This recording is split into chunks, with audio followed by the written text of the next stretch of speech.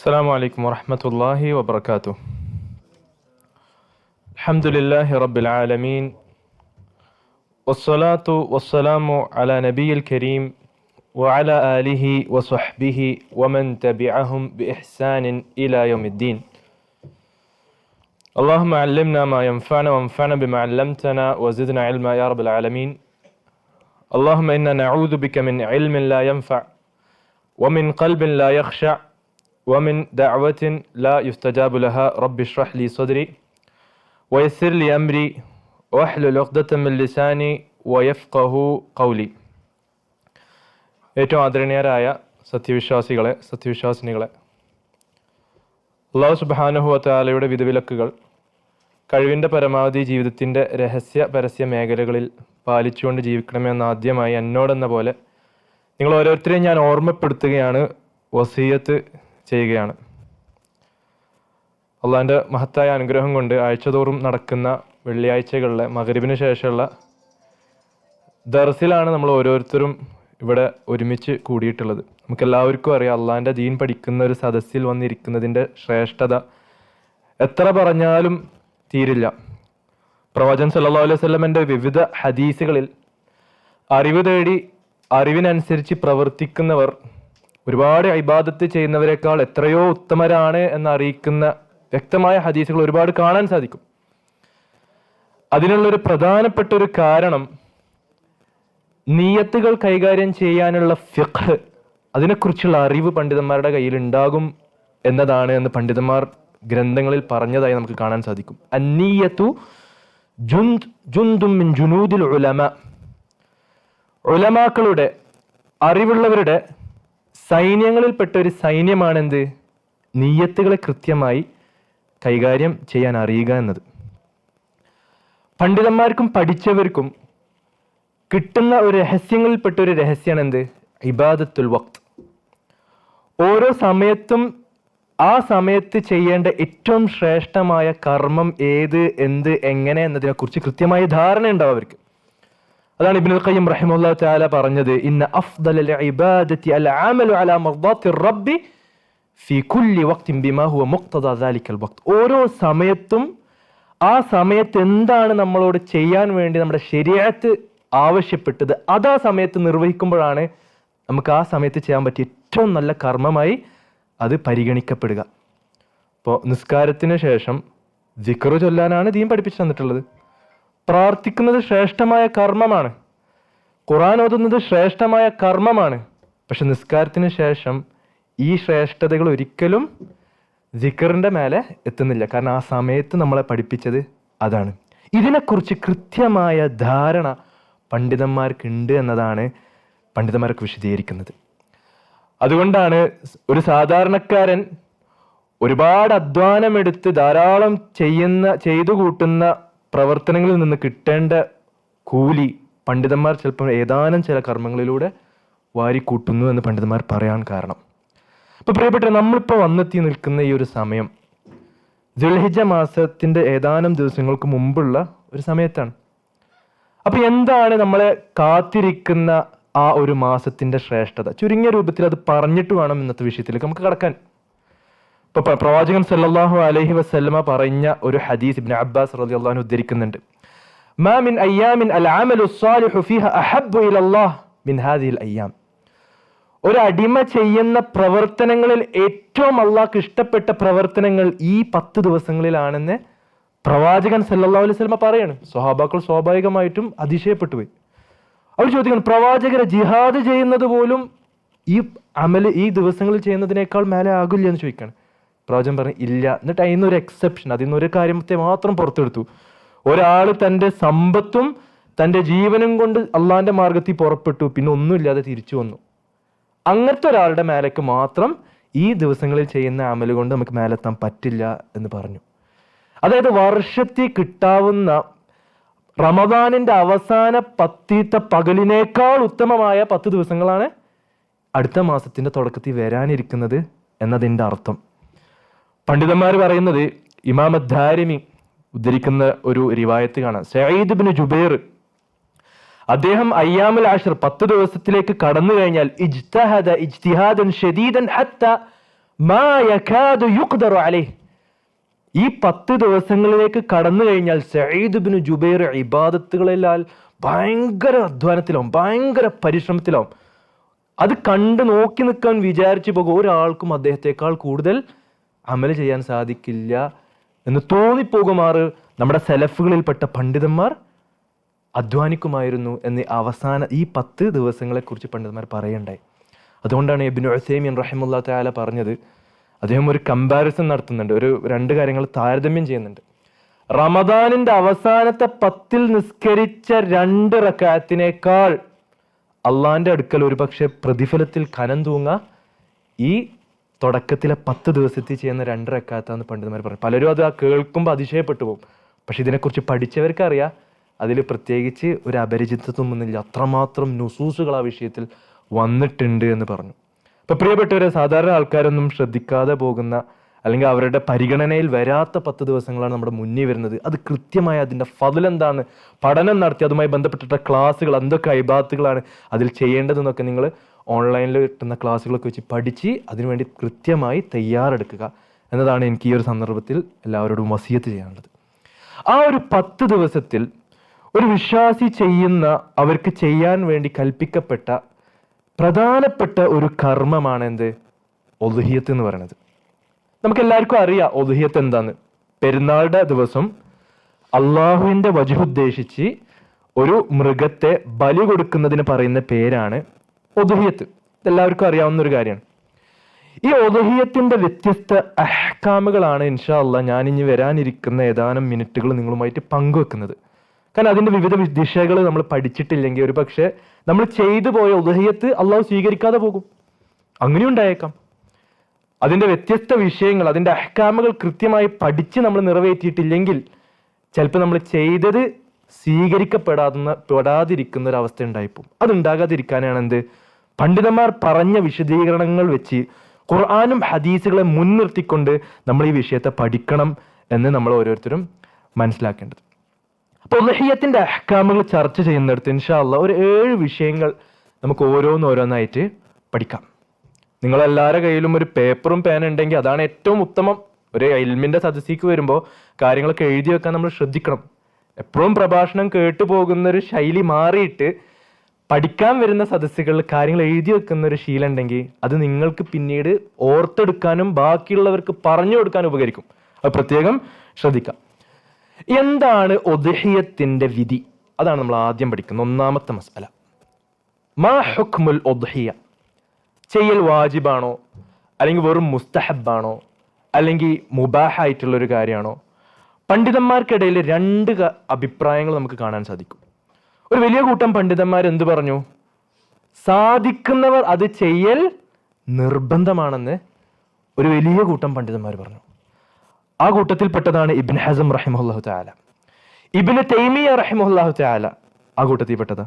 ഇബ്നു ഉസൈമീൻ, സമകാലികനായിട്ടുള്ള നമ്മളൊക്കെ എല്ലാവരും റെസ്പെക്ട് ചെയ്യുന്ന ഇബ്നു ഉസൈമീൻ റഹിമഹുല്ലാഹു തആല അദ്ദേഹത്തിന്റെ നിലപാടും അത് സാധിക്കുന്നവർ ചെയ്യൽ നിർബന്ധമാണെന്നാണ് ഈ പറഞ്ഞ പണ്ഡിതന്മാരുടെ അഭിപ്രായം. ഇബ്നു ഉസൈമിന്റെ ഒരു പുസ്തകം, ഈ വിഷയം മാത്രം വിശദീകരിക്കുന്ന ഒരു പുസ്തകമാണ് ഞാനിപ്പോൾ ഈ ഒരു ഈ സ്ക്രീനിൽ നിങ്ങൾ കാണുന്നത്. അദ്ദേഹം അതിൽ കൃത്യമായിട്ട് പറയുന്നുണ്ട്, 2 അഭിപ്രായം പറഞ്ഞ് എൻ്റെ അഭിപ്രായം ഇതാണെന്ന് ഇബ്നു ഉസൈമീൻ റഹിമഹുല്ലാഹു തആല പറഞ്ഞത്. രണ്ടാമത്തെ ഒരു കൂട്ടം പണ്ഡിതന്മാർ, അതിലാണ് ഇമാം അഹ്മദ് ബിൻ ഹംബൽ, അതുപോലെ തന്നെ ഇമാം ഷാഫിഈ, അങ്ങനെ പല പണ്ഡിതന്മാരും പ്രഗത്ഭരായിട്ടുള്ള പല മറ്റു പണ്ഡിതന്മാരും എന്ത് പറഞ്ഞു? സുന്ന മുഅക്കദ, വളരെ പ്രാധാന്യം അർഹിക്കുന്ന വാജിബിന്റെ തൊട്ട് താഴെ വരുന്ന സുന്ന മുഅക്കദയായിട്ടുള്ള ഒരു കർമ്മമാണ് ഉദ്ഹിയ്യത്ത് എന്ന് മനസ്സിലാക്കാം. ഈ ഒരു അഭിപ്രായ വ്യത്യാസം ഞങ്ങളുടെ മുന്നിൽ പറഞ്ഞതിന് കാരണം എന്താണെന്ന് അറിയാം? അത്രമാത്രം കനപ്പെട്ട തെളിവുകൾ ഈ വിഷയത്തിലുണ്ട്. സാധിക്കുന്ന ഒരാളും ഒരു നിലക്കും അത് നിറവേറ്റാതെ പോകരുതെന്ന് നിങ്ങളോട് പറയാൻ വേണ്ടിയിട്ട് തന്നെയാണ് ഈ 2 അഭിപ്രായങ്ങൾ ഞങ്ങളടുത്ത് പറഞ്ഞത്. ഇപ്പൊ വാജിബ് പറയാൻ കാരണമായിട്ടുള്ള അവർ കൊണ്ടുവന്നൊരു റിവായത്ത് എന്താണെന്ന് അറിയാം? അബൂ ഹുറൈറ റഹിമഹുല്ലാഹു തആല പറഞ്ഞ മൗഖൂഫായ ഒരു റിവായത്താണ്. ഇബ്നു മാജah റഹിമഹുല്ലാഹു തആല അദ്ദേഹത്തിന്റെ ഗ്രന്ഥത്തിൽ അത് ഉദ്ധരിക്കുന്നുണ്ട്. അദ്ദേഹം പറയുന്നത് എന്താണെന്നറിയോ? മൻ വജദ സഅതൻ ഫലം യുദഹി ഫലാ യഖ്രിബന്ന മുസല്ലാന. കഴിവുണ്ടായിട്ടും അള്ളാഹുവിന്റെ വജ്ഹ് ഉദ്ദേശിച്ച് ബലികർമ്മം നിർവഹിക്കാത്തവൻ പിന്നെ ഞങ്ങളുടെ പള്ളിക്ക് വരണ്ടട്ടോ എന്നൊരു പൊതു നിർദ്ദേശം കൊടുത്തു. ഒരു ഹദീസായിട്ടാണ് ഇബ്നു മാജയിൽ വന്നത്. പക്ഷെ പണ്ഡിതന്മാർ പറയുന്നത് അത് ഹദീസല്ല, മറിച്ച് അബൂ ഹുറൈറ മദീന ഭരിക്കുന്ന കാലഘട്ടത്തിൽ, അന്ന് മദീനയുടെ കൈകാര്യകർത്തൃത്വം കയ്യിലുണ്ടായിരുന്ന കാലത്ത് അബൂ ഹുറൈറ റഹിമഹുല്ലാഹു തആല പറഞ്ഞതായിരുന്നു എന്ന് കാണാം. അപ്പൊ സ്വഹാബാക്കൾ അത്രമേൽ പ്രാധാന്യത്തോടു കൂടി കണ്ടിരുന്ന ഒരു പ്രവൃത്തിയാണ് എന്ത്, ഉദ്ഹിയത്ത് എന്ന് നമുക്ക് മനസ്സിലാകാം. അപ്പൊ കഴിവുള്ളവരെല്ലാവരും അത് നിർബന്ധമായും ചെയ്യാൻ വേണ്ടി പരിശ്രമിക്കണം. ഇനി രണ്ടാമത്തെ ഒരു മസല, ഇതിന്റെ തൊട്ട് താഴെ വരുന്ന ഒരു കാര്യം, രണ്ടാമതല്ല ഇതിന്റെ താഴെ ഒരു എന്താ പറയുക മസല എന്ന് വേണമെങ്കിൽ നമുക്ക് പറയാം. 2 ഓപ്ഷനാണ് നമ്മുടെ മുന്നിൽ. ഒന്നല്ലെങ്കിൽ ഉദ്ഹിയത്ത് നമുക്ക് നിർവഹിക്കാം, അല്ലെങ്കിൽ ആ ഉദ്ഹിയത്ത് മേടിക്കാനുള്ള പൈസ അത് ആവശ്യക്കാരിലേക്ക് എത്തിക്കുക. ഇതിൽ ഏതാണ് കൂടുതൽ ഉത്തമം? ഇപ്പൊ നമ്മുടെ നാട്ടിലൊക്കെ പലരും എന്താ പറയാ പറയുന്ന ബുദ്ധി കൊണ്ട് ആലോചിക്കുന്ന പലരും പറയാം ഉദ്ഹിയത്തിനൊക്കെ എല്ലാവർക്കും ഇപ്പൊ ഇറച്ചി കിട്ടുന്നുണ്ട്, പാവങ്ങൾ എത്ര പേര് ഭക്ഷണം പൈസ കിട്ടാതെ ബുദ്ധിമുട്ടുണ്ട്, ഉദ്ഹിയത്തൊക്കെ നമുക്ക് കണ്ട് മാറ്റി വെക്കാം, അതുകൊണ്ട് നമുക്ക് എന്താ പറയാ അവിടെ പൈസ അതിന് പകരം കൊടുക്കാം. ഇപ്പൊ ഈ അടുത്ത കാലത്ത് അറബ് നാടുകളിൽ പെട്ട ഒരു നാട്ടിലത്തെ എന്താ പറയാ രാജാവ് തന്നെ അങ്ങനെ ഒരു പ്രഖ്യാപനം പ്രഖ്യാപിച്ചു. നമ്മുടെ സഹോദരങ്ങളായിട്ടുള്ള പലരും മറ്റു നാടുകളിൽ ബുദ്ധിമുട്ടുന്ന സ്ഥിതിക്ക് ഇനി മുതൽ ഈ വർഷം ഈ നാട്ടിൽ ഒരാളും ഉദ്ഹിയത്ത് ഇറക്കണ്ട, പൈസ അയച്ചാൽ മതിട്ടോ എന്ന് വരെ തീരുമാനമെടുത്തു. അത് ശരിക്കും ഇതിനെക്കുറിച്ചുള്ള ജഹാലത്തിൽ നിന്നുണ്ടാകുന്ന തീരുമാനമാണ്. ഒരിക്കലും ആ സമയത്ത് അള്ളാഹുവിന്റെ ഷിആറുകൾ പൊതുജനങ്ങളെ കാണിക്കുന്ന, റബ്ബിനോടുള്ള ഉബൂദിയത്ത് പൊതുജനങ്ങൾ കാണുന്ന രൂപത്തിൽ പ്രവർത്തിക്കുന്ന ഉദ്ഹിയത്തിന്റെ മേലെ ഒരു സദഖയും ആ സമയത്ത് എത്തില്ല എന്ന് നമ്മൾ മനസ്സിലാക്കണം.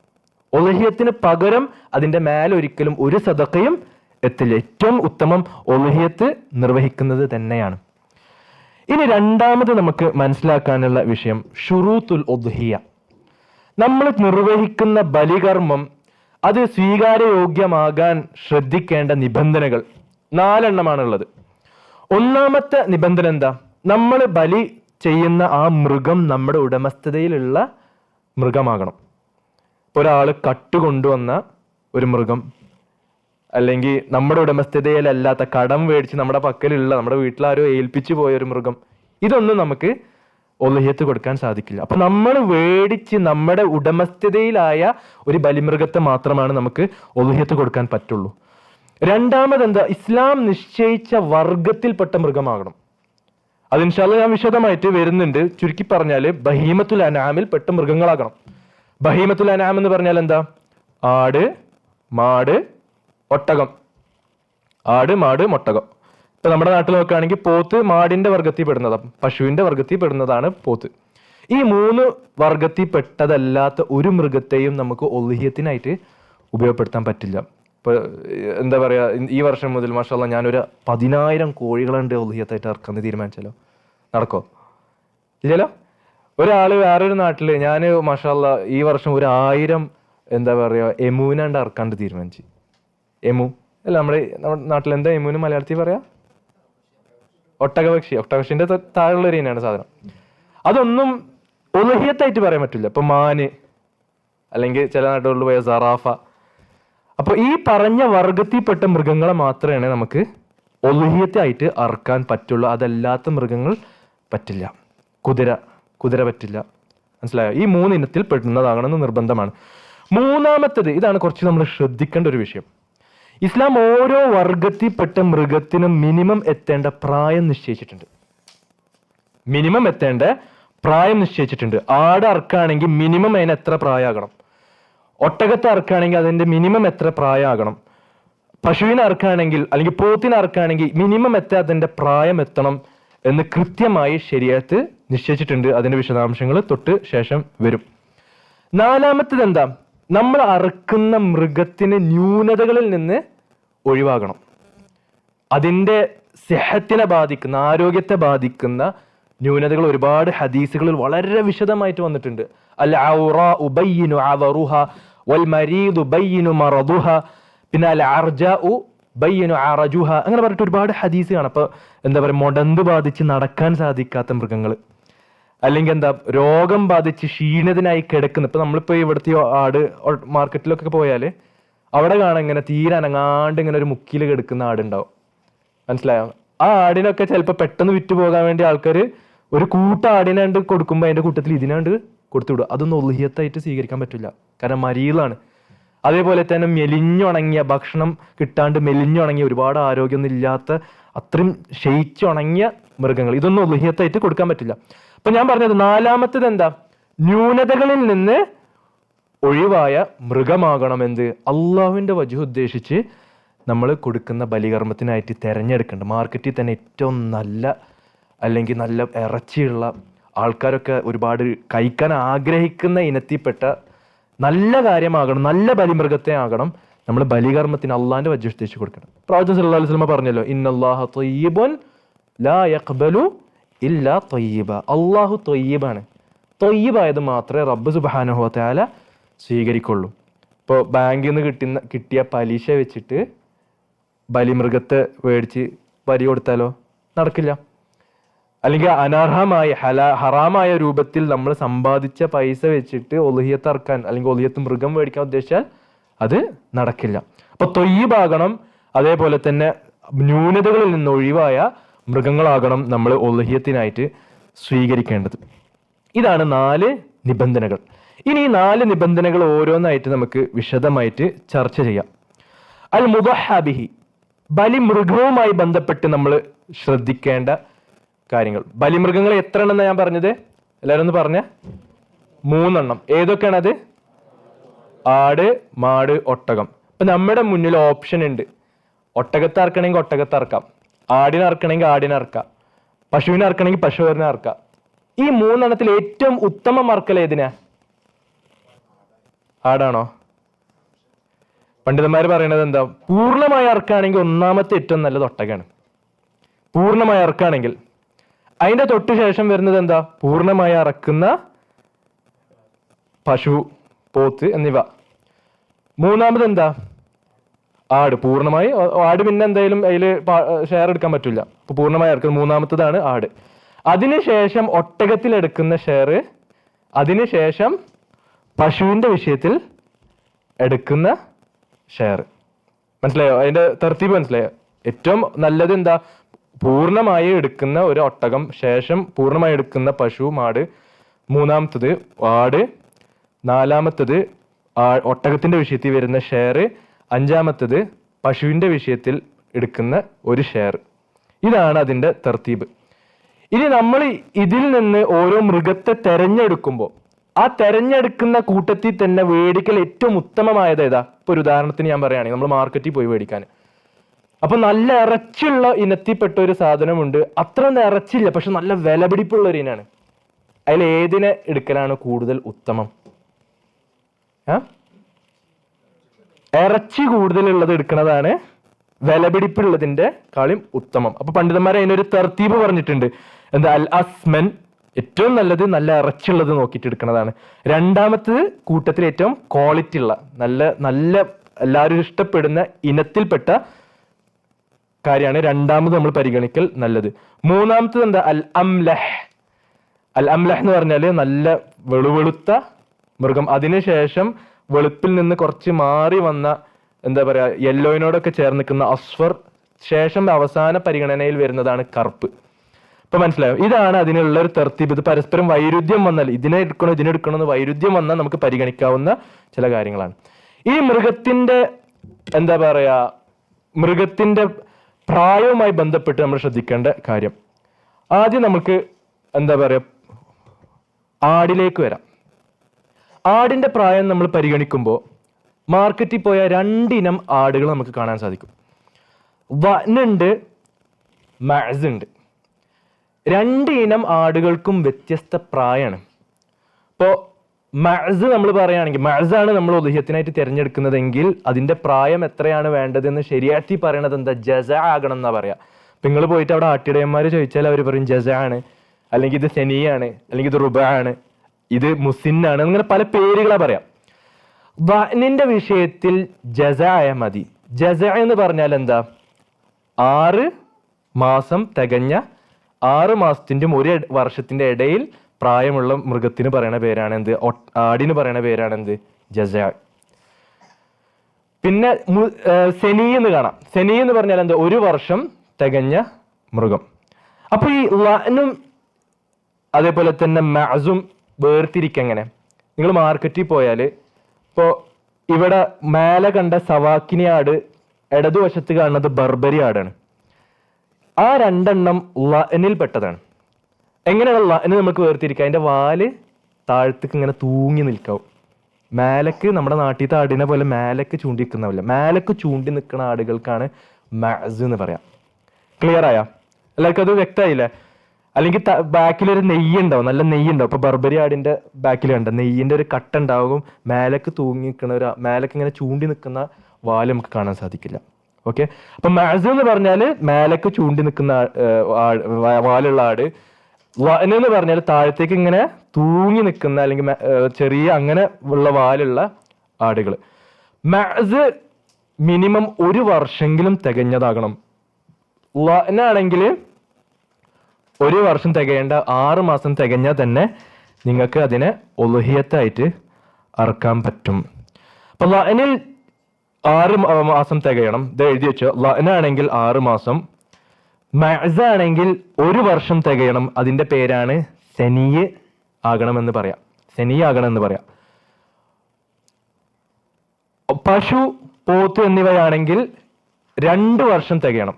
2 വർഷം എത്തുമ്പോഴാണ് സെനീന്റെ പ്രായത്തിലേക്ക് പശു, പോത്ത് എന്നീ ഇനങ്ങളൊക്കെ എത്തുന്നത്. ഒട്ടകമാണെങ്കിൽ 5 വർഷം തികഞ്ഞതാകണം. 5 വർഷം തികഞ്ഞ ഒട്ടകത്തിനാണ് സെനി എന്നുള്ള പേര് വരാം. അപ്പൊ എങ്ങനെയാണ് നമുക്ക് ഈ പ്രായം അറിയാം? ഇപ്പൊ സാധാരണ ഇവിടെ മാർക്കറ്റിൽ പോണവർ ഇതൊന്നും അറിയാതെ പോകുന്നവരെ വളരെ എളുപ്പത്തിൽ ആൾക്കാർ പറ്റിക്കും. ഇപ്പൊ മഅസ് ഒന്നും 1 വർഷം തികയാത്ത മഅസിനൊക്കെ അവര് വന്നിട്ടാണ്ട് തരും. അതൊന്നും ഉളുഹിയത്തായിട്ട് പരിഗണിക്കില്ല.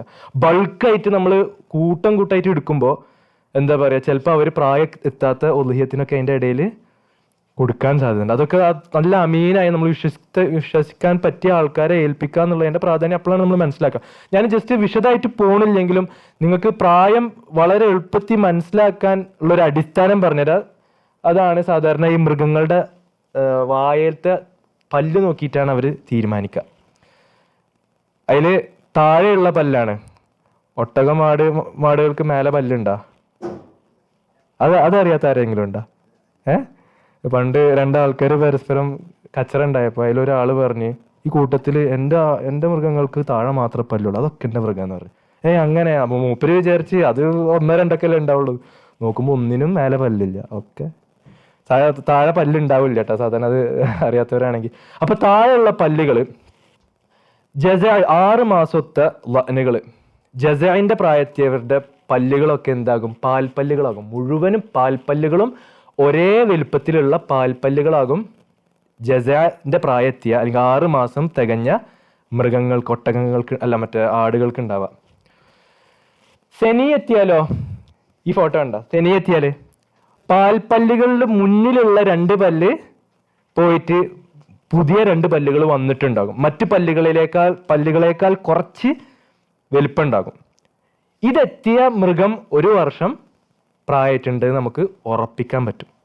ഇപ്പൊ ജസ എടുക്കുകയാണെങ്കിൽ, അല്ലെ മറ്റേ എന്താ പറയാ മഅസ് എടുക്കുകയാണെങ്കിൽ, വാല് നമ്മൾ നാട്ടിലത്തെ എന്താ പറയാ ഈ ചെമ്മരിയാട്, എന്താണ് അതിന് പറയാ, കോലാടൊക്കെ എടുക്കുകയാണെങ്കിൽ ഇതിങ്ങനെ വെച്ച് നോക്കിയാൽ നിങ്ങൾക്ക് 1 വർഷം തികഞ്ഞ മൃഗത്തെ കാണാൻ പറ്റും. നിങ്ങൾ പല്ല് നോക്കിയിട്ടാണ് വേർതിരിക്കാന്ന് നിങ്ങൾ അറിയണം എന്ന് മാത്രമേ ഉദ്ദേശിച്ചിട്ടുള്ളൂ. ഇതാണ് ഓരോ പ്രായത്തിലുള്ള മൃഗത്തിൻ്റെയും പല്ലുകളുടെ വ്യത്യസ്ത ഫോട്ടോകൾ. പിന്നെ അതിന് ശേഷം വരുന്ന പ്രായങ്ങളൊക്കെ വിശദീകരിക്കുന്നുണ്ട്. തമാം, ഞാൻ അതിലേക്ക് കടക്കുന്നില്ല. ഇൻഷാല്ലാ അതൊക്കെ താല്പര്യമുള്ളവരൊന്ന് മാർക്കറ്റിൽ പോയി ഒരു ആട്ടിടേൻ്റെ കൂടെ നടന്നാൽ മൂപ്പരൊക്കെ പഠിപ്പിച്ചു തരും ഇൻഷാല്ലാ. ഖൈർ. അപ്പൊ ഇതാണ് മൃഗത്തിന്റെ പ്രായം എങ്ങനെ ശ്രദ്ധിക്കേണ്ട വിഷയം. ഇനി അടുത്തത്, ഇനി നമ്മൾ ഉളുഹിയത്ത് അറുത്ത് കഴിഞ്ഞു. ഉളുഹിയത്ത് അറുത്ത മൃഗത്തിന്റെ ഇറച്ചി എങ്ങനെയാണ് നമ്മൾ കൈകാര്യം ചെയ്യേണ്ടത്? പണ്ഡിതന്മാര് ആ വിഷയത്തിൽ ഓരോന്ന് എങ്ങനെ കൊടുക്കണം എന്ന് കൃത്യമായി തെളിവില്ലെങ്കിലും സ്വഹാബാക്കള് സ്വീകരിച്ചു പോകുന്ന ചില അസറുകൾ നമുക്ക് കാണാൻ പറ്റും. അപ്പൊ സ്വഹാബാക്കളിൽ പെട്ട പലരിലും വന്നൊരു കാര്യമാണ് എന്ത്? 3-1 അവര് സ്വന്തത്തിനു വേണ്ടി കുടുംബത്തിനും ഒക്കെ ആയിട്ട് എടുക്കും. 3-1 സ്വതക്ക ചെയ്യും. 3-1 ഹദിയ അവര് കൊടുക്കാറുണ്ടെന്ന്. അത് മുഴുവനായിട്ട് സ്വതക്ക കൊടുക്കാൻ ഒരാൾ ഉദ്ദേശിച്ചാൽ നല്ലത്, പ്രശ്നമില്ല. മുഴുവനായിട്ടും സ്വന്തം ആവശ്യത്തിന് തിന്നാൻ ഉപയോഗിച്ചാലോ പ്രശ്നമില്ല. പക്ഷെ പല പണ്ഡിതന്മാരും എന്ത് പറഞ്ഞു, കുറച്ചെങ്കിലും ഒരു ഔക്കിയെങ്കിലും നമ്മൾ സദക്ക കൊടുക്കണം എന്ന് പണ്ഡിതന്മാർ പറഞ്ഞിട്ട്. ഔക്കിയ എന്ന് പറഞ്ഞാൽ ഏകദേശം ഒരു 30 ഗ്രാം, ഒരു 50 ഗ്രാമിന്റെ ആ പരിസരത്തേക്കേ വരുന്നുള്ളൂ. അതായത് കുറച്ചെങ്കിലും നിങ്ങൾ സദക്ക കൊടുക്കണം എന്ന് പണ്ഡിതന്മാര് പറഞ്ഞിട്ടുണ്ട്. അത് ഓരോരുത്തരുടെയും ആ ബൗണ്ടറികൾ വിശദീകരിക്കാൻ വേണ്ടി മാത്രം പറഞ്ഞൊരു കാര്യമാണ്. അപ്പൊ പിന്നെ നമ്മളൊരു പ്രശ്നം വരും. ഇപ്പൊ ഒരു ഹദീസിൽ എന്തുണ്ട്, പ്രവാചകൻ സല്ലല്ലാഹു അലൈഹി വസല്ലമ എന്താ പറയാ, മൃഗത്തിന്റെ ബലി അറുത്ത മൃഗത്തിന്റെ ഇറച്ചി എടുത്തു വെക്കുന്നതിനെ തൊട്ട് ചെയ്യരുത് എന്ന് പറഞ്ഞൊരു ഹദീസ് കാണാം. ഇന്ന് മറ്റൊരു ഹദീസിൽ പ്രവാചകൻ സല്ലല്ലാഹു അലൈഹി വസല്ലമ എടുത്തു വെച്ചോ, നിങ്ങൾക്ക് എത്രയും കാലം വേണമെങ്കിൽ എടുത്തു വെച്ചോ എന്ന് പറയുന്ന ഒരു ഹദീസ് വേറെ വേറെ സ്ഥലത്ത് കാണാം. പരസ്പരം വൈരുദ്ധ്യമുള്ള പോലെ നമുക്ക് ഫീൽ ചെയ്യുന്നില്ല. എങ്ങനെ നമ്മൾ അതിനെ കൂട്ടിയോജിപ്പിക്കും? അവിടെയാണ് പണ്ഡിതന്മാർ വിശദീകരിച്ചത്. ആദ്യം പ്രവാചകൻ എടുത്തു വെക്കരുത്, 3 ദിവസത്തിലധികം നിങ്ങൾ അത് എടുത്തു വെക്കരുത്. അതിൻ്റെ ഉള്ളിൽ നിങ്ങൾ ഒന്നല്ലെങ്കിൽ ഉപയോഗിക്കുക, അല്ലെങ്കിൽ വേഗമുള്ള ആൾക്കാർക്ക് ഉപകാരപ്പെടുന്ന ആൾക്കാർക്ക് വേഗം എത്തിച്ചു കൊടുക്കുക എന്ന് പറയുന്ന ആ ഹദീസ് മദീനയിൽ ഭയങ്കര ദാരിദ്ര്യം ബാധിച്ച അല്ലെങ്കിൽ ഒരു വരൾച്ച ബാധിച്ച വർഷത്തിൽ പറഞ്ഞ കാര്യമാണ്. അപ്പൊ അതിന് സമാനമായ ഒരു സിറ്റുവേഷനിലുള്ള ഒരാളാണ് ബലി അറുക്കുന്നതെങ്കിൽ അവൻ 3 ദിവസത്തിലധികം കയ്യിൽ വെക്കാതെ വേഗം ആവശ്യക്കാരിലേക്ക് എത്തിക്കാനാണ് ശ്രമിക്കേണ്ടത്. ഇനി അതൊന്നുമല്ല, വിശാലതയുള്ള ഒരു സമയമാണെങ്കിൽ എത്ര കാലം വേണമെങ്കിലും നമ്മുടെ കയ്യിൽ എടുത്തു വെച്ച് അത് ഉപയോഗപ്പെടുത്താം എന്ന് മനസ്സിലാക്കാം. ഇനി നമ്മൾ അറുത്ത മൃഗത്തിന്റെ എന്താ പറയാ, അറുത്ത മൃഗത്തിന്റെ ഒരു ഭാഗവും നമ്മൾ വിറ്റ് ഉപകാരപ്പെടുത്താൻ പാടില്ല. അതിൻ്റെ എന്താ പറയുക, തൊലി, അതിൻ്റെ അതേപോലെ തന്നെ അതിൻ്റെ എല്ലുകൾ ഹദിയായിട്ട് കൊടുക്കാം, പക്ഷെ വിറ്റ് ഉപയോഗപ്പെടുത്താൻ പാടില്ല. അപ്പൊ ചിലരൊക്കെ സാധാരണ ചെയ്യുന്ന ഒരു കാര്യമാണ് എന്ത്, ഈ അറവുകാർക്ക് അവരുടെ കൂലി കൊടുക്കുന്നതിൻ്റെ ഒരു ഭാഗമായിട്ട് ചിലപ്പോൾ കാണാം ഈ പറഞ്ഞ കാര്യങ്ങൾ അവർക്ക് കൊടുക്കും. ഹറാമാണ്, ചെയ്യാൻ പാടില്ല. അവർക്കൊരു ഹദിയായിട്ട് കൊടുക്കാം, ഒരു ഗിഫ്റ്റ് ആയിട്ട് കൊടുക്കുക, വേറെ ആർക്കും കൊടുക്കാനില്ല. അല്ലെങ്കിൽ നമ്മൾ കച്ചവടം ഒരു ഗിഫ്റ്റ് ആയിട്ട് കൊടുത്തോ, കൂലി അവർക്ക് വേറെ തന്നെ നമ്മൾ കൊടുക്കണം.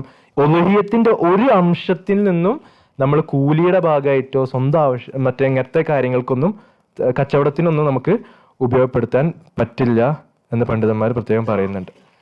ഇനി 5ാമത് നമ്മൾ ചർച്ച ചെയ്യുന്ന ഈ ഉളുഹിയത്തുമായി ബന്ധപ്പെട്ടിട്ടുള്ള അഹ്കാമുകൾപ്പെട്ട ഒരു മസ്അലയാണ് എന്ത്, ഉളുഹിയത്ത് ചെയ്യുമ്പോൾ ശ്രദ്ധിക്കേണ്ട ചില മര്യാദകൾ.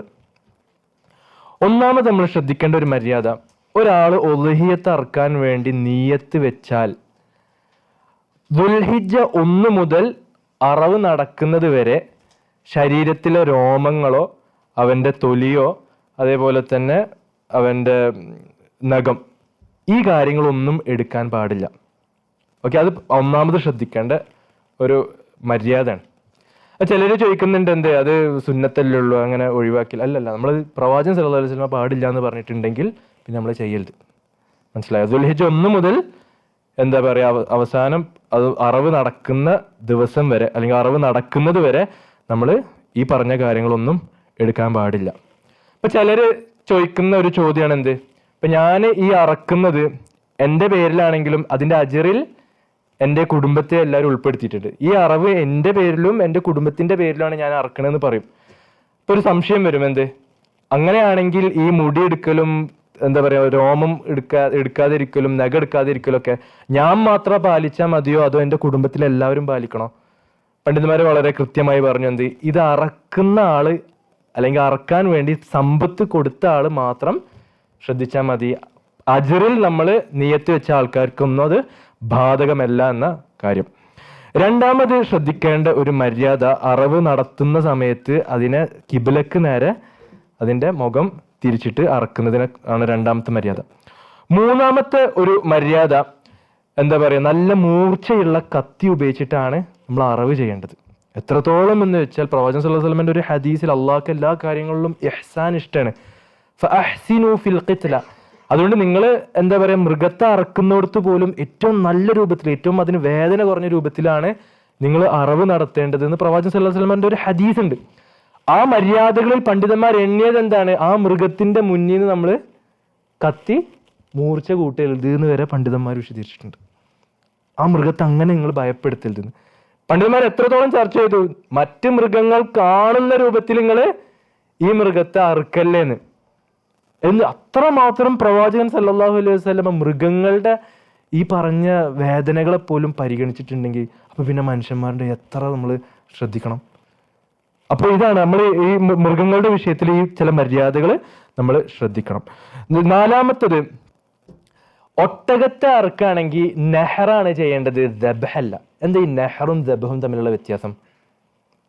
ഒട്ടകത്തെ അറുക്കുന്നത് കഴുത്ത് ഇങ്ങനെ അറുക്കല്ല ചെയ്യുക. ഈ കഴുത്തിന്റെ ഒരു തുടക്കം ഉണ്ടല്ലോ ഇവിടെ, ചെസ്റ്റ്, അവിടെ പോയിട്ട് ഒരു കുത്തു കുത്തിയിട്ട് ബ്ലഡ് കൊണ്ട് പോവുക ചെയ്യുക. ഒട്ടകത്തെ അറുക്കുമ്പോൾ നെഹറും, ആട്, പശു എന്നതിനെ ദബ്ഹും, സാധാരണ നമ്മുടെ നാട്ടിൽ അറുക്കുന്ന രൂപം. ഇതാണ് ആ വിഷയത്തിൽ അവർക്ക് ഏറ്റവും വേദന കുറഞ്ഞ രൂപത്തിൽ അറവ് നടത്തുന്ന രീതി ഇതാണ്. ഈ നെഹർ സാധാരണ ഇങ്ങനെ താഴെയുള്ള കുത്തുന്ന ഏതൊക്കെ മൃഗങ്ങൾക്കാണ്? സാധാരണ നല്ല നീണ്ട കഴുത്തുള്ള മൃഗങ്ങൾക്കാണ് സാധാരണ നെഹർ വെച്ചിട്ട് അറുക്കുക. അപ്പം അതിന് ഉദാഹരണമാണ് എന്ത് പറയുക, ഒട്ടകപക്ഷി, അതുപോലെ തന്നെ സറാഫ്, ജിറാഫ്, നീണ്ട കഴുത്തുള്ളതിനൊക്കെ നെഹറാണ് ചെയ്യുക. അങ്ങനെ ഒരു ലാബിത്ത് സാധാരണ പണ്ഡിതന്മാർ പറയുന്നത് നമുക്ക് കാണാൻ സാധിക്കും. അഞ്ചാമത്തെ മര്യാദ, അഞ്ചപ്പം ഞാൻ പറഞ്ഞ അഞ്ചാമത്തെ മര്യാദ, അറവ് നടത്തുന്ന സമയത്ത് എന്ത് വേണം? ബിസ്മി ചൊല്ലി അല്ലാഹു അക്ബർ പറയണം. ബിസ്മി ചൊല്ലൽ എന്തായാലും നിർബന്ധമാണ്, അത് പിന്നെ ആ വിഷയത്തിൽ സംശയമില്ല. ബിസ്മി ചൊല്ലാതെ ബോധപൂർവ്വം അറുത്താൽ പിന്നെ ആ അറുക്കപ്പെട്ട മൃഗം നമുക്ക് ഹലാലാവില്ല, വെറും ഒരു മയ്യത്താകുള്ളൂ. ബിസ്മി ചൊല്ലതിന്റെ നിബന്ധനയാണ്. ബിസ്മിന്റെ കൂടെ ബിസ്മി ചൊല്ലിയത് ബിസ്മില്ലാഹി അല്ലാഹു അക്ബർ, തക്ബീർ ചൊല്ലൽ എന്താണ്? ഒരു സുന്നത്തായി പഠിപ്പിക്കപ്പെട്ട ഒരു മര്യാദയാണ്. അതിൽ പിന്നെ നമുക്ക് പറയാൻ പറ്റിയ മറ്റൊരു കാര്യമാണ് അല്ലാഹുമ്മ ഹാദാ അന്നി വ അൻ അഹ്ലി. ഇത് നമ്മൾ ആരുടെയൊക്കെ പേരിലാണ് അറുക്കുന്നത് അതും കൂടി പറയൽ പ്രത്യേക ഒരു സുന്നത്താണ്. ഒന്നല്ലെങ്കിൽ എൻ്റെ പേരിലും എൻ്റെ കുടുംബത്തിന്റെ പേരിലും അർത്ഥ ഒരു മൃഗമാണിത് റബ്ബേ എന്ന് എടുത്ത് പറയൽ. അപ്പോൾ എന്താണോ തസ്മിയ, അത് നിർബന്ധമാണ്, നിബന്ധനയാണ്. രണ്ടാമത്തെ അതിന്റെ കൂടെ തക്ബീർ ചൊല്ലല് ഒരു മര്യാദയാണ്, സുന്നത്താണ്. അതിന്റെ കൂടെ തന്നെ ഇത് ആരുടെയൊക്കെ പേരിലാണ് നമ്മൾ അറക്കുന്നത് അതും കൂടി അതിന്റെ കൂടെ എടുത്തു പറയൽ സുന്നത്തിൽപ്പെട്ടതാണ്. പിന്നെ ഈ ഒരു അറവ് ചെയ്തതിന് ശേഷം അള്ളാഹു സുബ്ഹാനഹു വ തആല അത് പ്രത്യേകം നമ്മളിൽ നിന്ന് സ്വീകരിക്കാനും നമ്മുടെ ആവശ്യങ്ങൾ അള്ളാഹുവിനോട് ഉന്നയിക്കാനുമുള്ള ഒരു സമയമാണ്. അതും പ്രത്യേകം ശ്രദ്ധിക്കണം. നമ്മൾ അള്ളാഹുവിനോട് ഇത് അള്ളാഹു സ്വീകരിക്കാൻ വേണ്ടി നമ്മൾ പ്രത്യേകം പ്രാർത്ഥിക്കലും ഈ പറഞ്ഞ അറവ് നടത്തുന്ന സമയത്ത് പാലിക്കേണ്ട മര്യാദകളിലായിട്ട് പണ്ഡിതന്മാർ പറയുന്നുണ്ട്. പിന്നെ ആറാമത്തെ മര്യാദ, നമ്മളെ കൊണ്ട് നമ്മുടെ അറവ് മൃഗത്തെ നമുക്ക് തന്നെ അറക്കാൻ പറ്റുന്നുണ്ടെങ്കിൽ അതാണ് ഉത്തമം. നമ്മുടെ മൃഗത്തെ നമുക്ക് തന്നെ അറക്കാൻ പറ്റുന്നുണ്ടെങ്കിൽ അതാണ് ഏറ്റവും ഉത്തമം. പക്ഷെ അത് പറ്റണില്ലെങ്കിൽ വേറൊരാൾ അറുത്താലും പ്രശ്നമില്ല, നമ്മളെ കൊണ്ട് സാധിക്കണം, അതുകൊണ്ട് ബുദ്ധിമുട്ടില്ല, സമയത്തിൽ വലിയ ബുദ്ധിമുട്ടൊന്നും ഉണ്ടാവില്ല, അതിനെ പേര് കച്ചറന്നാക്കണ്ട. പക്ഷെ അതുകൊണ്ട് നമുക്ക് സാധിക്കുന്നുണ്ടെങ്കിൽ അതാണ് ഏറ്റവും ഉത്തമം. എന്നിരുന്നാലും വേറൊരാളെ ഏൽപ്പിക്കാനും പ്രത്യേകം തടസ്സമൊന്നുമില്ല. ഇനി അഹ്കാമിൽ മര്യാദകൾ കഴിഞ്ഞു. ഉളുഹിയത്തിന്റെ വിധിവിലക്കുകൾ ആറാമത് നമ്മൾ ശ്രദ്ധിക്കേണ്ടത് എപ്പോഴാണ് ഉളുഹിയത്തിന്റെ സമയം തുടങ്ങുന്നതും എപ്പോഴാണ് ഉളുഹിയത്തിന്റെ സമയം അവസാനിക്കുന്നത്. ഉളുഹിയത്തിന്റെ സമയം തുടങ്ങുന്നത് പെരുന്നാൾ നിസ്കാരം കഴിഞ്ഞതിന് ശേഷം ഉളുഹിയത്തിന്റെ സമയം തുടങ്ങുന്നു. അയ്യാമു തശ്രീക്ക് പെരുന്നാളുടെ ദിവസം കഴിഞ്ഞ് മൂന്നാമത്തെ ദിവസം മഗ്രിബോടുകൂടി സൂര്യൻ അസ്തമിക്കുന്നത് വരെ നമുക്ക് എന്താ പറയുക അറവ് നടത്താനുള്ള സമയമുണ്ട്. ഏറ്റവും നല്ലത് എന്താ? സമയത്തിലേക്ക് പ്രവേശിച്ചാൽ തന്നെ അത് നിർവഹിക്കലാണ് ഏറ്റവും നല്ലത്. എപ്പോഴാണ് തുടങ്ങുന്നത്? പെരുന്നാൾ നിസ്കാരത്തിന് ശേഷം. ചില പണ്ഡിതന്മാർ പെരുന്നാൾ നിസ്കാരം മാത്രം പോരാ, ഖുതുബയും കൂടി കഴിയണമെന്ന്. പെരുന്നാളിന്റെ ഖുതുബ എപ്പോഴാണ്? നിസ്കാരത്തിന് ശേഷമാണ്. ഖുതുബ കഴിഞ്ഞിട്ടാണ് സമയം ആരംഭിക്കുന്നത്. ഏതുവരെ പോകും? അയ്യാമു തശ്രീഖിന്റെ മൂന്നാമത്തെ ദിവസം, പെരുന്നാൾ കഴിഞ്ഞിട്ടുള്ള ദിവസങ്ങൾ എന്നാണെങ്കിൽ മൂന്നാമത്തെ ദിവസം മഗ്രിബോടുകൂടി സമയം അവസാനിക്കും. അതാണ് അവസാന സമയം. ആ സമയത്തിന് ശേഷമോ അതിനു മുമ്പോ നിർവഹിച്ചത് ഉളുഹിയത്താകില്ല എന്ന് പറയാം. അപ്പൊ പിന്നെ ഈ പെരുന്നാൾ നിസ്കാരം ഒന്നും നടക്കാത്തൊരു നാട്ടിലാണെങ്കിൽ എന്താ ചെയ്യാ? പെരുന്നാൾ നിസ്കാരം നടക്കാത്തൊരു നാട്ടിലാണെങ്കിൽ എന്താ ചെയ്യാ? അത് എങ്ങനെയെന്ന് വെച്ചാല് ഏകദേശം പെരുന്നാൾ നിസ്കാരം നടക്കാൻ സാധ്യതയുള്ള സമയം കണക്കാക്കിയിട്ട് സൂര്യൻ ഉദിച്ചതിന്റെ ശേഷം റുംഹിന്റെ വലുപ്പത്തിൽ ഏകദേശം ഒരു അരമണിക്കൂർ, ഇഷ്റാഖിന്റെ ഒരു അരമണിക്കൂർ കഴിഞ്ഞിട്ടുള്ള ഒരു സമയമാണ് സാധാരണ പെരുന്നാൾ നിസ്കാരം നിസ്കരിക്കുന്ന ഒരു സമയം, കഴിയുന്ന ഒരു സമയം. ആ സമയം കണക്കാക്കിയിട്ട് ആ നാട്ടുകാർക്ക് വേണമെങ്കിൽ ഉളുഹിയത്ത് നിർവഹിക്കാം. ഇപ്പൊ ഞാനൊരു നാട്ടിലാണ്, അവിടെ ഒരു പള്ളിയിൽ രാവിലെ 6:30 നിസ്കരിക്കുന്നു, മറ്റൊരു പള്ളിയിൽ രാവിലെ 7 മണിക്ക് നിസ്കരിക്കുന്നു, മറ്റൊരു പള്ളിയിൽ 8 മണിക്ക് നിസ്കരിക്കുന്നു. ഏത് പള്ളിയെ നമ്മൾ പരിഗണിക്കും?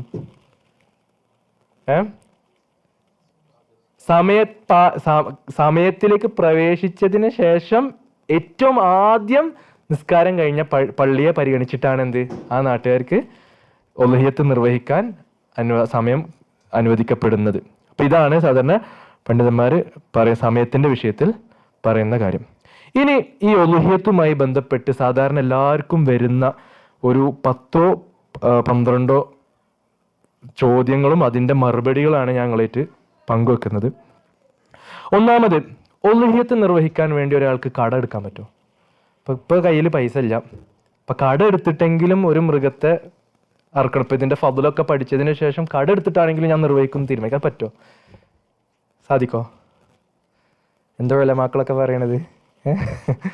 അതായത് അതിന് പണ്ഡിതന്മാർ കൃത്യമായി പറഞ്ഞത് എന്താണെന്നറിയോ? നമുക്ക് കടം വീട്ടാനുള്ള കുദ്റത്ത് ഉണ്ടെന്ന് വിചാരിക്കും. ഇപ്പൊ തൽക്കാലം ഈ സമയത്ത് എൻ്റെ കയ്യിൽ പൈസ ഇല്ല, പക്ഷെ വൈകാതെ അത് വീട്ടാൻ മാത്രമുള്ള വരവ് എനിക്ക് പിന്നീട് വരും. അങ്ങനെയുള്ള ആളാണെങ്കിൽ നല്ലൊരു കാര്യം തന്നെയാണ്. കട എടുത്തിട്ടെങ്കിലും ഉളുഹിയത്ത് നിർവഹിക്കുക എന്നുള്ളത് നല്ലൊരു കാര്യമാണ്. പക്ഷെ ആള് ദരിദ്രനാണ്, എടുത്തു കഴിഞ്ഞാൽ പിന്നെ അതൊരു ബാധ്യതയായ ഒരുപാട് കാലം അവന്റെ ജിമ്മത്തി ബാക്കിയാവാൻ സാധ്യതയുള്ള ആളാണെങ്കിലോ, അങ്ങനത്തെ ഒരാള് കട എടുക്കുന്നത് വലിയ പ്രോത്സാഹിപ്പിക്കപ്പെട്ട കാര്യമല്ല എന്ന് പ്രത്യേകം ശ്രദ്ധിക്കുക. രണ്ടാമത്തേത്, സാധാരണ ആൾക്കാർ ചോദിക്കുന്നതാണ്, ഇപ്പോൾ ഒരു വീട്ടിൽ ഒരാട് എടുക്കുകയാണ്, അല്ലെങ്കിൽ സുഹൃത്തുക്കളൊക്കെ കൂടിയിട്ട് ഒരാടിനെ എല്ലാവരും കൂടി ഒരാൾ 500 ഇട്ട്, മറ്റേ ആൾ 500 ഇട്ട്, മൂന്നാമത്തെ ആൾ 500 ഇട്ട്, എന്നിട്ട് 1500 റിയാൽ വരുന്ന നല്ലൊരു ഓസ്ട്രേലിയൻ വലിയൊരു ആടിനാണ്ട് മേടിച്ച് പറ്റുമോ? മുൽക്കിയേൽ ഇഷ്തിറാക്ക് പറ്റുമോ എന്നാണ് സാധാരണ പറയാം. അതിൽ നമ്മൾ ശ്രദ്ധിക്കേണ്ടത് എന്താണെന്ന് അറിയാം, അത് ഒരു മൃഗത്തെ മേടിക്കാൻ അല്ലെങ്കിൽ ഒരു ആടിനെ മേടിക്കാൻ ഒന്നിലധികം ആൾക്കാർക്ക് ഷെയർ ഇടാൻ പറ്റില്ല. ഒരാട് ഒരാൾക്ക് മാത്രമേ മേടിക്കാൻ പറ്റുള്ളൂ. അപ്പം പിന്നെ സാധാരണ ആൾക്കാർ ചോദിക്കും, ഇപ്പം എൻ്റെ വീട്ടിൽ എൻ്റെ വാപ്പ മേടിക്കാണ്, അപ്പോൾ മക്കളൊക്കെ കൂടിയിട്ട് വാപ്പാനെ കയ്യിൽ പൈസ കൊടുത്തിട്ട് നമുക്ക് എല്ലാവർക്കും കൂടി ഒരു ആട് മേടിക്കാമെന്ന് തീരുമാനിച്ചാലോ ഉളുഹിയത്താവോ? ഇപ്പം ഞാൻ പറഞ്ഞത് പ്രകാരം ഉളുഹിയത്താകോ? ഇല്ല, അത് മേടിക്കുന്ന ആളുടെ മാത്രം പൈസയാകണം. പക്ഷെ മക്കള് ഉപ്പാക്ക് സഹായം എന്നുള്ള നിലക്ക് ഞങ്ങളും കൂടി സഹായിക്കാന്ന് പറഞ്ഞ് ഉപ്പാന്റെ മിൽക്കിയത്തിലേക്ക് അത് മാറ്റി കൊടുക്കുകയാണ്, എന്ന് വെച്ചാൽ വാപ്പാന്റെ കയ്യിൽ കൊടുക്കുകയാണ്. അതായത് അതിന്റെ ഉടമസ്ഥാവകാശയിൽ ഈ മക്കൾക്കൊന്നും തന്നെ ഇല്ലാത്ത രൂപത്തിൽ വാപ്പാന്റെ കയ്യിൽ കൊടുത്ത്, എന്നിട്ട് വാപ്പാന്റെ പേരിൽ മേടിക്കുന്നു, വീട്ടുകാരെ മൊത്തം അതിന്റെ പുണ്യത്തിൽ പങ്കു ചേർക്കുകയാണെങ്കിൽ ഈ രൂപം പ്രശ്നമില്ല എന്ന് പ്രത്യേകം ശ്രദ്ധിക്കാം. മൂന്നാമത്തെ സാധാരണ എല്ലാവരും ചോദിക്കുന്ന ഒരു ചോദ്യമാണ്, മറ്റൊരു നാട്ടിലേക്ക്, ഇപ്പം നമ്മളിപ്പോൾ ഇവിടെ ജിദ്ദയിലാണ്, എനിക്ക് നാട്ടിൽ ഇറക്കാൻ പറ്റുമോ? അല്ലെങ്കിൽ വേറൊരു നാട്ടിലേക്ക്, സുഡാനിലേക്കും ഫലസ്തീനിലേക്കൊക്കെ പോയിട്ട് പൈസ കൊടുത്തിട്ട് അവിടെ ഒരാളെ കൊണ്ട് അർപ്പിക്കാൻ പറ്റുമോ എന്നുള്ളൊരു ചോദ്യം. ഇതിന് 2 രൂപങ്ങളാണ് സാധാരണ ഉള്ളത്. നമ്മൾ നിൽക്കുന്ന നാട്ടിൽ അറക്കുകയും ഇറച്ചി മറ്റൊരു നാട്ടിലേക്ക് അയക്കുകയും ചെയ്യണം. ഈ വിഷയത്തിൽ പണ്ഡിതന്മാർക്ക് ഒരു പ്രശ്നമില്ല. ഇപ്പം നമ്മൾ എന്താ പറയുക, എടപ്പാള് അല്ലെങ്കിൽ മലപ്പുറത്ത് അറുത്തിട്ട് അങ്ങ് കാസർഗോഡുള്ള ഒരു നാട്ടിലേക്ക് ഇറച്ചി അതുകൊണ്ട് വിതരണം ചെയ്യാൻ വേണ്ടി അയച്ചു കൊടുക്കുകയാണ്. ഈ രൂപമാണെങ്കിൽ ആ പണ്ഡിതന്മാർക്ക് അതിൽ പ്രത്യേകിച്ച് ഒരു പ്രശ്നമില്ല, അതിൽ ഒരു അഭിപ്രായ വ്യത്യാസം ഇല്ലാത്ത രൂപത്തിൽ അത് പ്രശ്നമില്ല എന്ന് പണ്ഡിതന്മാർ പറഞ്ഞത്. രണ്ടാമത്തെ രൂപം എന്താ, നമ്മൾ നിൽക്കുന്ന നാട്ടിൽ നിന്ന് നമ്മൾ അറുക്കാതെ പൈസ മറ്റൊരു നാട്ടിലേക്ക്, ഇപ്പം നാട്ടിൽ ഷെയർ കൂടാ, മറ്റൊരു നാട്ടിൽ നമ്മൾ കാര്യം ചെയ്യാം. ഇത് ഉളുഹിയത്ത് പൂർത്തിയാകും? പണ്ഡിതന്മാർ പറഞ്ഞത് പൂർത്തിയാകും, പ്രശ്നമൊന്നുമില്ല. പ്രത്യേകിച്ച് ആവശ്യക്കാരുള്ളൊരു നാട്ടിലാണ്. ഇവിടെ അത് സ്വീകരിക്കാൻ പാവങ്ങളോ അല്ലെങ്കിൽ ഒരുപാട് പേര് നടത്തുന്നുണ്ട്. ഇപ്പൊ ഞാനൊരു വ്യക്തി എന്നുള്ള നിലക്ക് മറ്റു നാട്ടിൽ എൻ്റെ കുടുംബക്കാരൊക്കെ ഉള്ളൊരു സ്ഥലത്ത് അവർ ഭയങ്കര പട്ടിണി പാവങ്ങളാണ്.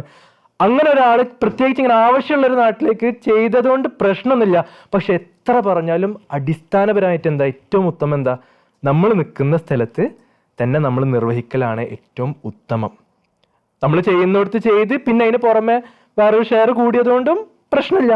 ഒന്നിലധികം ഉളുഹിയത്ത് നമ്മൾ ഏറ്റെടുത്തതുകൊണ്ടും പ്രശ്നമില്ല. പ്രവാചകൻ സല്ലല്ലാഹു അലൈഹി വസല്ലമ തന്നെ 60-ലധികം ഒട്ടകങ്ങളെ അല്ലെങ്കിൽ ആടുകളെ അറുത്തതായിട്ട് എന്താ പറയുക, നമുക്ക് ഹദീസുകൾ കാണാം. ഒരുപാട് ഒട്ടകങ്ങളും ആടുകളെയും പ്രവാചകൻ സല്ലല്ലാഹു അലൈഹി വസല്ലമ അറവ് നടത്തിയിരുന്നു നമുക്ക് കാണാൻ സാധിക്കും.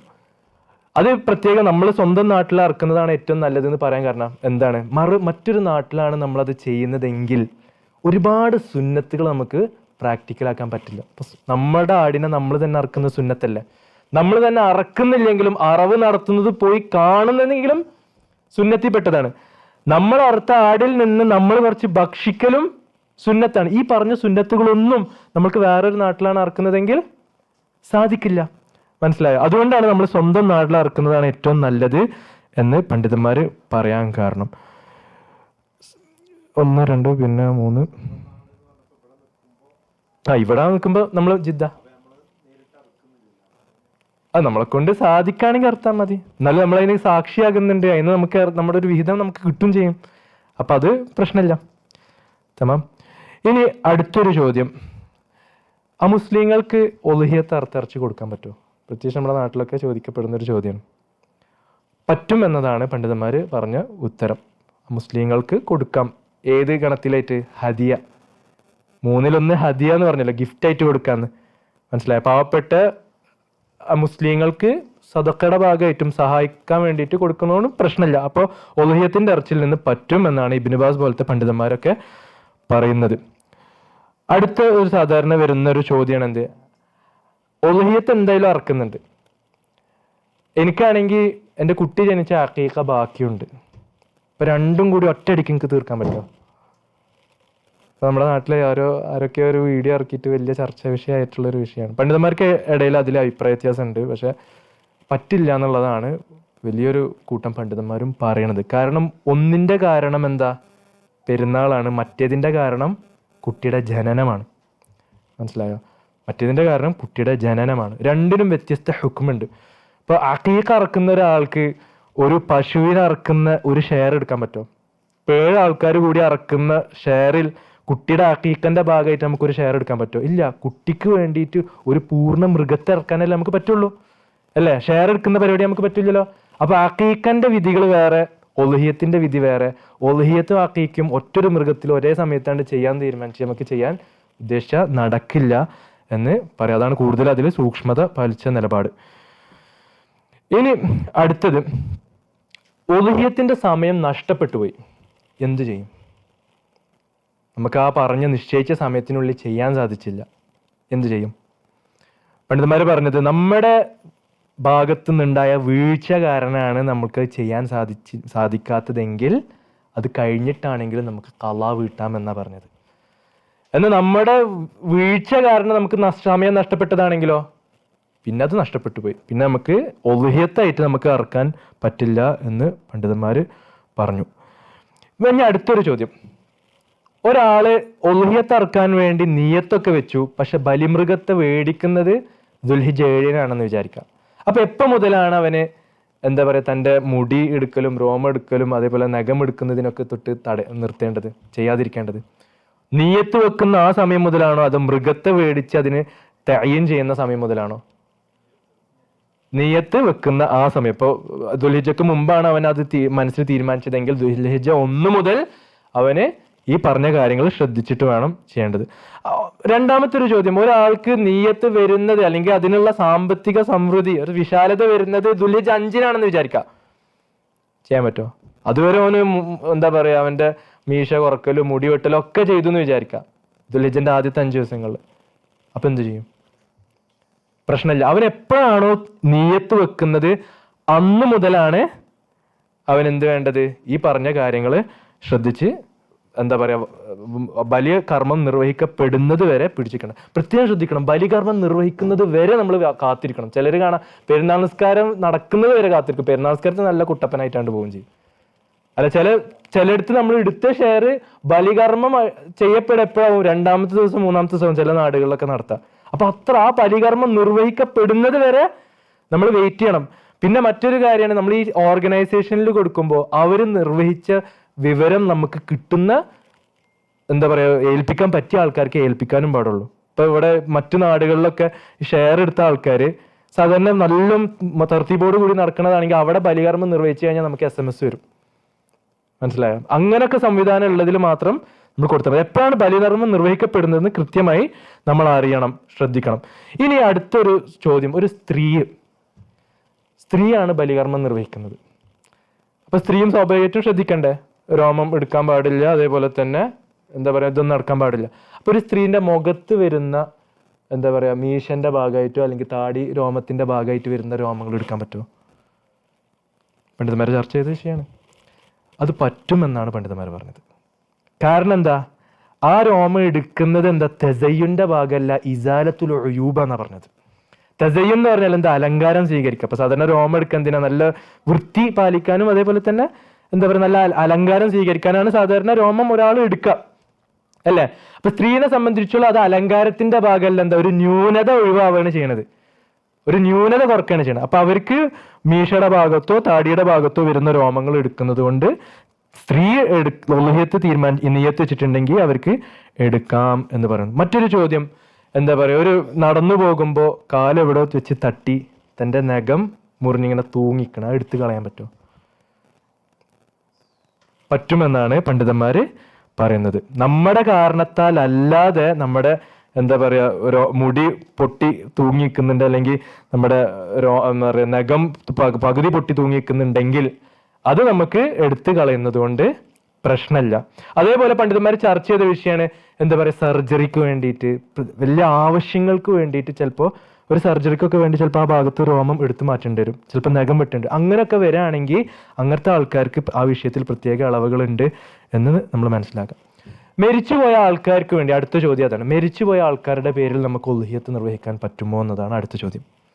മരിച്ചുപോയ ആൾക്കാരുടെ പേരിൽ ഉളുഹിയത്ത് ചെയ്യുന്നത് 3 വ്യത്യസ്ത സാഹചര്യങ്ങളിലായിട്ട് നമുക്ക് വേർതിരിക്കാൻ പറ്റും.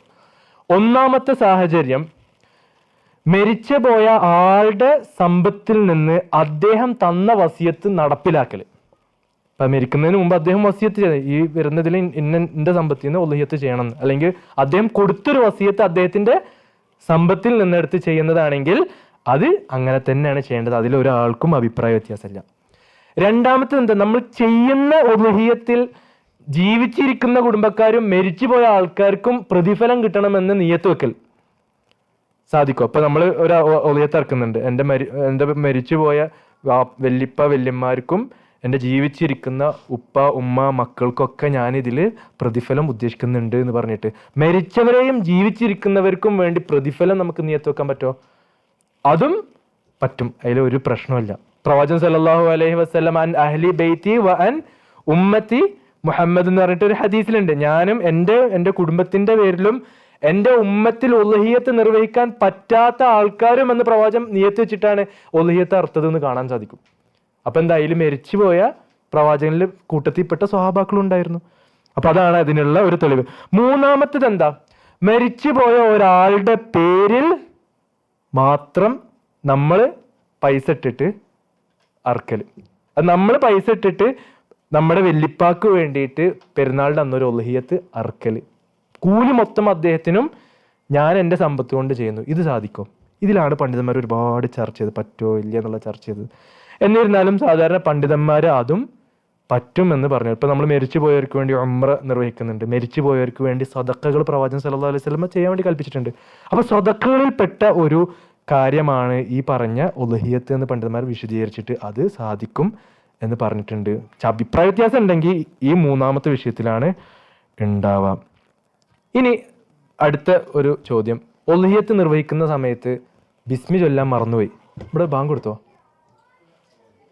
ബിസ്മി ചൊല്ലാൻ മറന്നുപോയി, അല്ലെങ്കിൽ ബിസ്മി ചൊല്ലാതെയാണ് അറവ് നടത്തിയത്, പിന്നെ ആ മാംസം ഉപയോഗപ്പെടുത്താൻ പറ്റുമോ? പണ്ഡിതന്മാർ വിശദീകരിച്ചു, എന്താ പറയാ, മറന്നു പോയതാണെങ്കിൽ പ്രശ്നമില്ല, ബോധപൂർവം നമ്മൾ ചെയ്യാതെ ബിസ്മി ചൊല്ലാതെയാണ് നമ്മൾ അറുത്തതെങ്കിൽ അത് മയ്യത്തായിട്ടാണ് പരിഗണിക്കുക, ഉളുഹിയത്തായിട്ട് പരിഗണിക്കില്ല.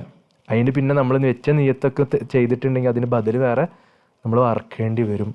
ചില ഇബ്നു തൈമിയ ഇബ്നു ഹസം പോലത്തെ പണ്ഡിതന്മാരെന്ത് പറഞ്ഞു, മറന്നിട്ട് ബിസ്മി ചൊല്ലാതെ അർത്ഥതാണെങ്കിൽ പോലും അതിൻ്റെ മാംസം നമുക്ക് പറ്റില്ല എന്നുവരെ പറഞ്ഞ പണ്ഡിതന്മാരുണ്ട്. ഇപ്പോൾ ബിസ്മി ചൊല്ലൽ ഭയങ്കര നിർബന്ധമാണ്, ഭയങ്കര ശ്രദ്ധിക്കേണ്ട ഒരു കാര്യം കൂടിയാണ് നമ്മൾ മനസ്സിലാക്കുക. പിന്നെ ലാസ്റ്റ് നമ്മൾ ശ്രദ്ധിക്കേണ്ട ഒരു കാര്യമാണ് എന്ത്, ഉളുഹിയത്തിന് വേണ്ടി അറവ് നടത്തുന്ന സ്ഥലം മറ്റ് എന്താ പറയുക ബിദ്ഈ കക്ഷികളോ അല്ലെങ്കിൽ മറ്റ് മത ആചാരക്കാരോ അവരുടെ ബലികർമ്മം നിർവഹിക്കുന്ന സ്ഥലമാകാതിരിക്കാൻ പ്രത്യേകം ശ്രദ്ധിക്കണം. ഇപ്പൊ പ്രവാചകൻ സല്ലല്ലാഹു അലൈഹി വസല്ലമയുടെ കിതാബ് തൗഹീദിന്റെ ദർസിന് വന്നവർക്കൊക്കെ അറിയാം.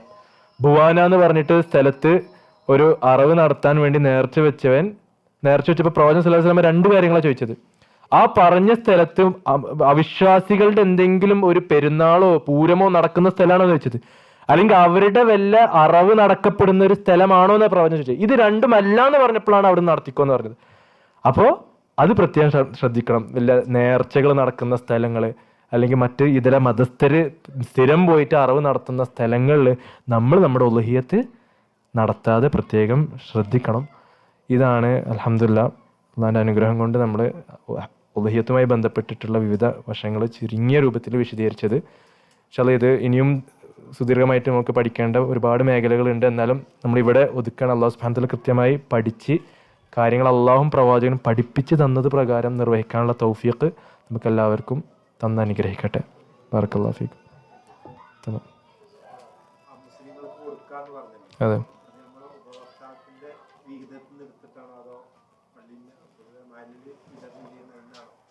അല്ല പറഞ്ഞത് എന്താണെന്നറിയോ, ഒളുഹിയത്തിന്റെ ഇറച്ചിയിൽ നിന്ന് അമുസ്ലിങ്ങൾക്ക് കൊടുക്കാൻ പറ്റുമോ എന്ന് ചോദിച്ച ചോദ്യത്തിനാണ് പറ്റുമെന്ന് പറഞ്ഞത്. മനസ്സിലായോ? ഇപ്പൊ സക്കാത്തുൽ ഫിത്ർ സക്കാത്ത് നമുക്ക് മുസ്ലിങ്ങൾക്ക് കൊടുക്കാൻ പറ്റുമോ? പറ്റില്ലല്ലോ. മുസ്ലിങ്ങൾക്ക് പെരുന്നാളുടെ അന്ന് തൻ്റെ വീട്ടിൽ പട്ടിണി എടുക്കുന്ന ഒരു അവസ്ഥ വരാതിരിക്കാനാണല്ലോ സക്കാത്തുൽ ഫിത്ർ മഷ്റൂ ആക്കിയത്. അത് മുസ്ലിങ്ങൾക്ക് കൊടുക്കാൻ തന്നെ പറ്റില്ല. അതുപോലെയാണോ ഒളുഹിയത്തിന്റെ ഇറച്ചി? അല്ല. ഒളുഹിയത്തിന്റെ ഇറച്ചിയിൽ നമുക്ക് സ്വതക്കയുടെ ഭാഗമായിട്ടോ അല്ലെങ്കിൽ ഹദിയന്റെ ഭാഗമായിട്ട് പാവപ്പെട്ട മുസ്ലിങ്ങളോട് വൈരാഗ്യമോ വെറുപ്പോ ഇല്ലാത്ത അവിശ്വാസികൾക്ക് ഇസ്ലാമിലേക്ക് അടുക്കുന്നതിൻ്റെ ഭാഗമായിട്ട് അല്ലെങ്കിൽ അവരായിട്ടുള്ള നല്ല പെരുമാറ്റത്തിൻ്റെ ഭാഗമായിട്ട് നമുക്ക് കൊടുക്കാം എന്ന് പണ്ഡിതന്മാർ പറഞ്ഞിട്ടുണ്ട്. ആ,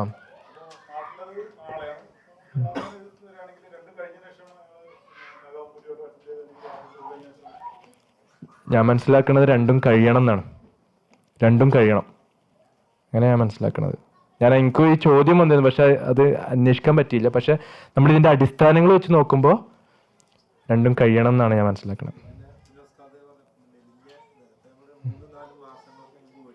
അതെ അതെ, അത് ഇല്ല. 3-4 മാസം മേടിക്കുന്നതിന് മുമ്പുള്ള എൻ്റെ സ്ഥിതിയല്ല നമ്മൾ പരിഗണിക്കുന്നത്. അറവ് നടത്തുന്ന സമയത്തുള്ള സ്ഥിതി. അറവ് നടത്തുന്ന സമയത്ത് ഈ പറഞ്ഞ പ്രായമൊക്കെ വേണം.